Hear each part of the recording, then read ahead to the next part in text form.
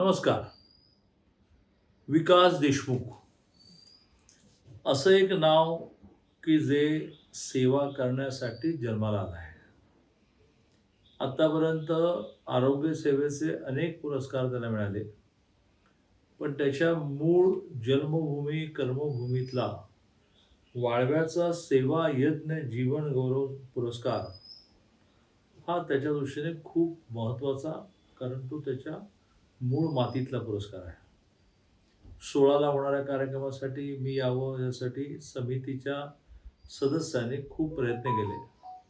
पण त्याच दिवशी महाराष्ट्राच्या मंत्रिमंडळाची बैठक आहे. मंत्रिमंडळाला जोडून अनेक भेटीगाठी आणि बैठका असतात. ते मला प्रत्यक्ष येणं शक्य नाही झालं.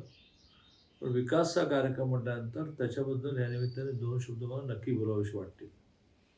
विद्यार्थी परिषदेच्या संपर्कात आलेला विकास हा विद्यार्थी परिषदेमधून एक जीवनदृष्टी आयुष्यभरासाठी घेऊन आपला प्रवास करतो आहे.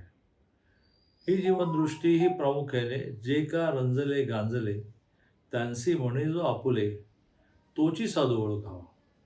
ज्याला रंजलेल्या गांजलेल्यांना आनंद देता येतो तोच खरं म्हणजे साधू म्हटलं पाहिजे.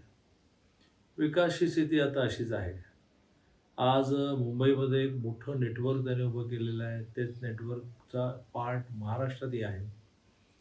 मग त्या नेटवर्कमधून मुंबईत आलेला पेशंट, त्याची राहण्याची व्यवस्था, तो ॲडमिट झाल्यानंतर नातेवाईकाची राहण्याची व्यवस्था, त्याचं ऑपरेशन, त्याचा होणारा खर्च कुठल्या ना कुठल्यातरी माध्यमातून निघेल असा प्रयत्न, असं सातत्याने तो करत असतो.